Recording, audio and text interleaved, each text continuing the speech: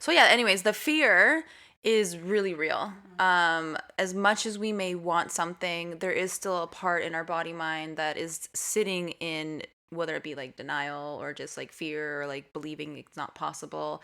And there's that massive resistance. Like resistance is like a very, very proven thing in the psychological world, and in all of us transformation world, that like really want to like keep growing and doing all the things. So like resistance is huge. Like the amount of things that I've had to work through in various different, like even just simply, in the beginning, like a couple of years ago when I was creating content more regularly, there's a massive amount of resistance to staying consistent with creating content. Like the amount of resistance. That's where I'm at. Well, yeah, and that's something you have to work through, right? Because there's a part in the body mind that's just like, nah, bitch, like, no, like this isn't who I am, or like whatever, the story is, right? So yeah, resistance is a huge thing. Even like with people that work with me, like this is classic. People that work with me will be like, so like, yes, like they'll know in their body, like, this is what I need. This is the medicine. Like, I know this. Yes, yes, yes. And then it's like a week before a session or like the day before a session and be like, I'm not feeling well, or like, I gotta reschedule, or like I'll get ghosted altogether. Yep. Like, Yeah, I have the exact same thing happen. yeah. And it's because that there's a part of us, there's just fear in the body. And this is something that I've had to work like in depth with myself. And I think this is just like a normal thing for all human beings, where, yeah, there's just a part of us that is just afraid. Afraid of, whether it be just a part of us knowing that this thing that we're getting drawn towards is the thing that's going to, create change or heal, or, whatever it is we're calling in.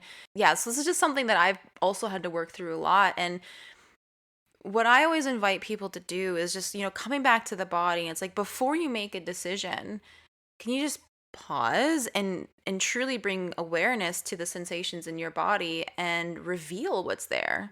Another way to call it is like body revealing, like just sort of sensation revealing, such that like, oh no, like my gut is in knots and I don't understand why, but that just means I have to cancel, or I need to ghost you. Like, this is just too scary. It's like, no, like, again, this is something that I've had to do with many different things, especially like starting my own business. Like, I could have ghosted my own business years ago, but it's like, no, no, no. Let me just see like why I'm a little terrified or why I have that resistance. And it almost always ends up being because a deep part of myself is afraid.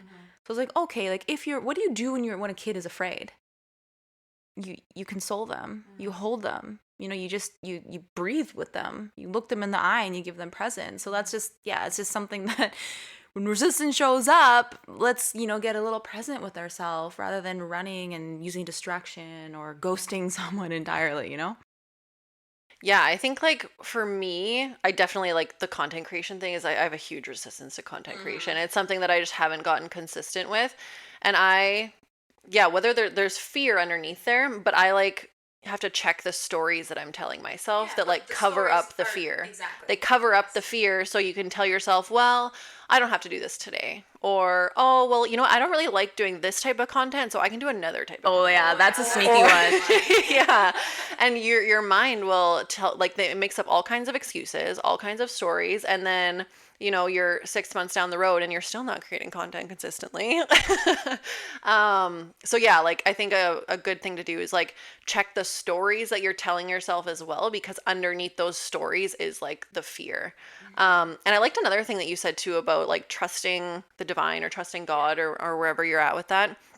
I have found at like this point or this crossroads, wherever I'm at right now, it has been probably the hardest to lean into that right now.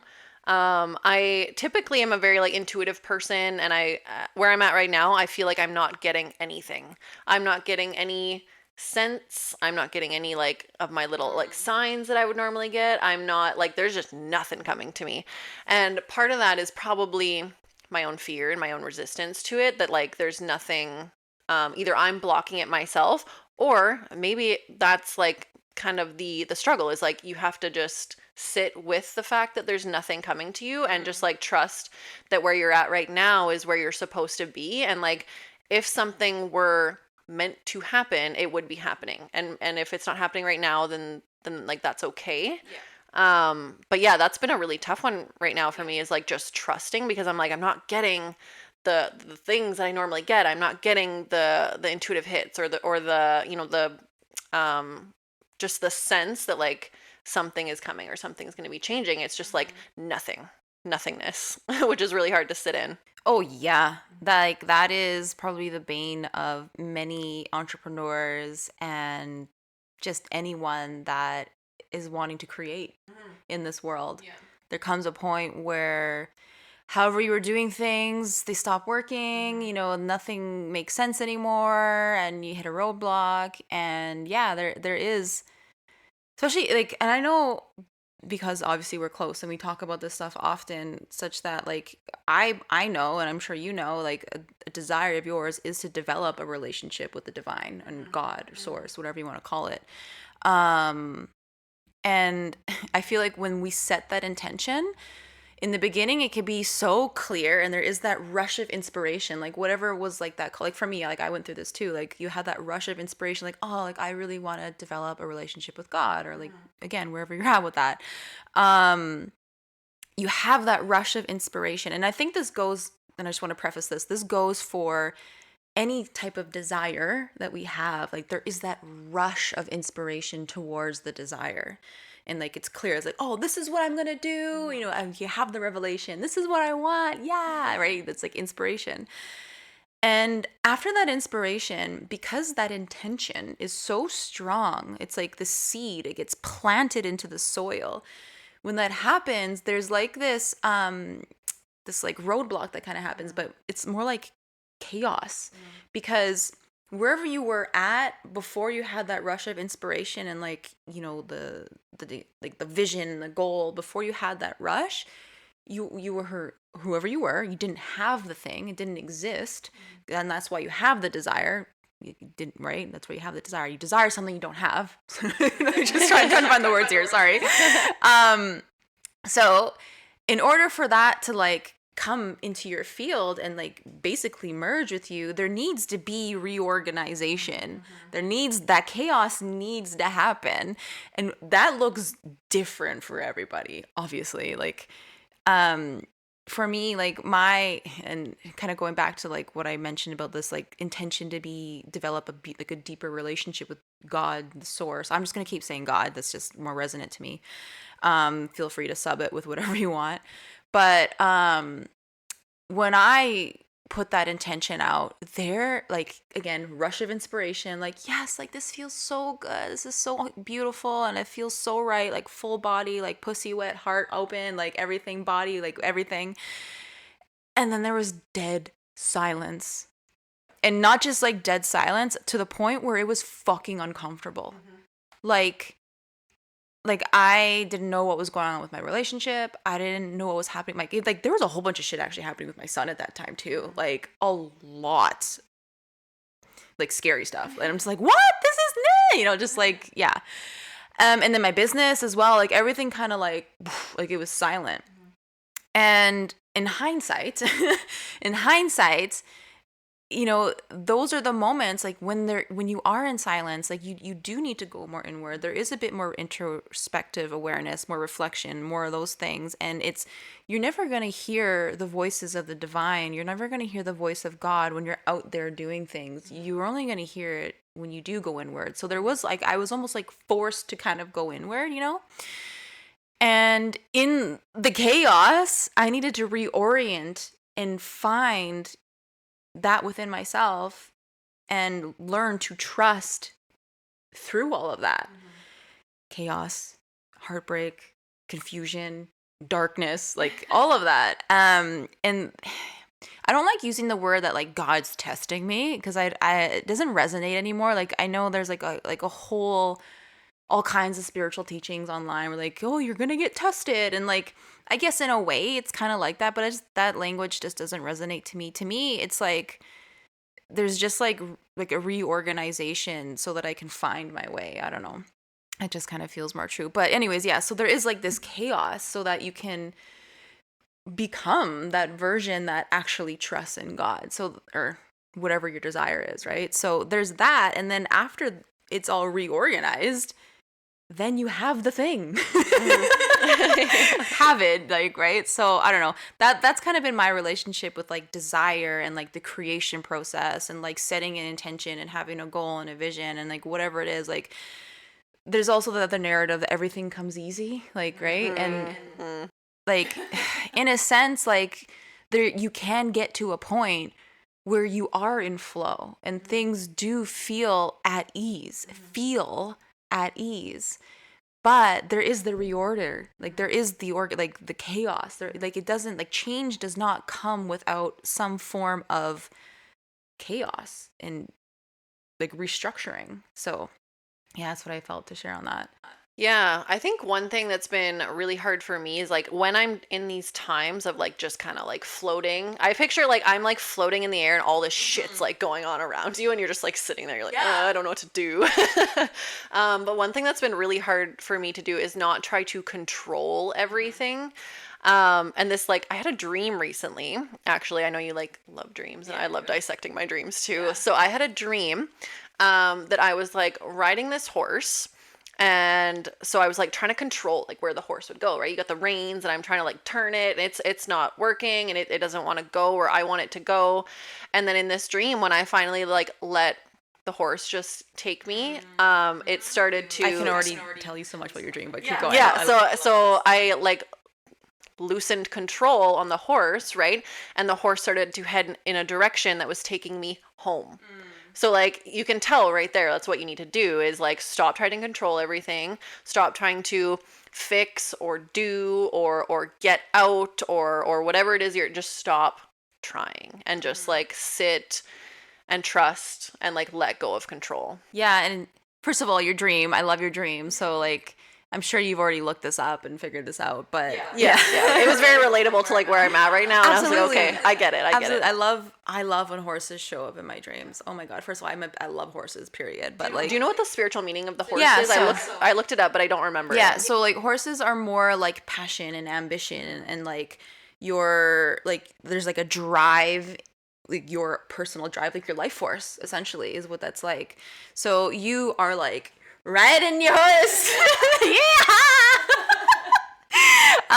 And like that's your passion and your drive, your life force. Like you are living a soul aligned life at this moment in your life, and that is like a really significant portion of it. And like you're holding the reins tightly, like you're like white knuckling those reins. And when you do that, you know, as you're learning, like you kind of like there's a lot of like upward battle. Like it literally feels like you're white knuckling. Like if you do the white knuckle, it's going to feel like a white knuckle. So it's like when you loosen your grip a little bit, and arguably like this is what all humans want. Like we don't want to have to like it to be an upward battle. We don't want to have to force and like control essentially. Like yes, control can be, it has its fun in it.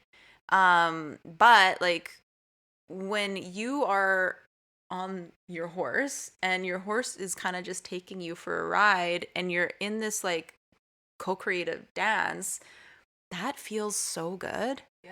Like it feels so good. But yeah, about your dream, like that's essentially what horses are representing. And I love that you are kind of interpreting it such that you're kind of letting go of the reins and, you know, allowing your life force to guide you. Because in my opinion, that is where you find bliss. Like that is how you acquire fulfillment and satisfaction and abundance, if you will, in your life, when you truly are following your calling rather than white knuckling it. Yeah, and you'll realize too, like I've had these moments where I have had to kind of like do this exact same thing, like relinquish control and just like stop fighting so hard.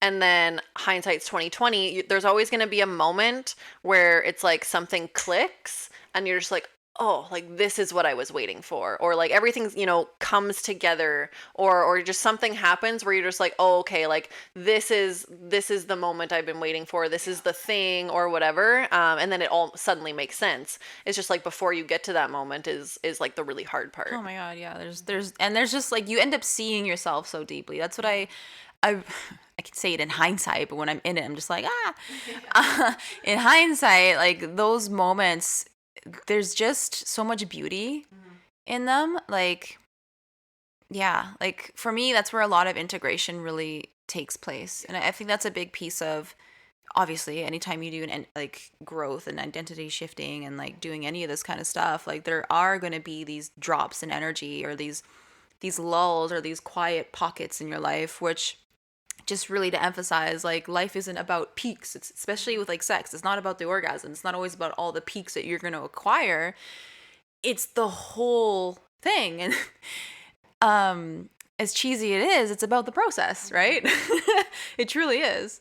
Yeah, and there's so much like you're saying, there's so much self-reflection I find that goes on in these periods too. And like I recently am just like really realizing how poorly a lot of my weaknesses, or a lot of things that I'm not good at, like time management, um what's the word I'm thinking of, like accountability, like holding myself accountable, like making sure, we've talked about this before, like not procrastinating.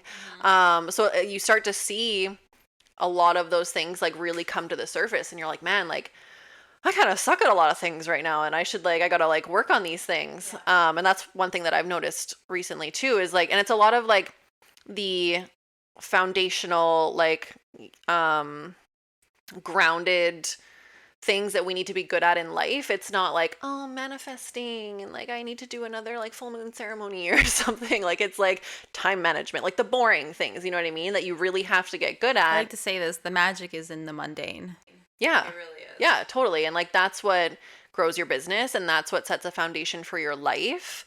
It's not all like the nice fluffy stuff we do at the top, although, you know, that's good too. It's just like the grounded stuff at the bottom that really is going to propel you forward into kind of like the next phase that you want to go into. Yeah, absolutely. Well, you have to, like, if you use the seed analogy when you're setting that intention and like that inspiration, you're like, I'm gonna make a garden. I'm gonna put the seed right here. You have to water the seed. You have to fertilize the soil. You have to make sure all these other pieces, like, sorry for the gardeners that are listening. I don't know all the specifics, but I do know like there is a lot more to it to have a really beautiful, successful garden. And just like, if you do want to be a successful entrepreneur and you want to have massive wealth, or you want to have a beautiful family, like you have to learn how to communicate with your family. You have to learn how to actually not freak out on them when you're triggered, just like little simple skills that take you a long way.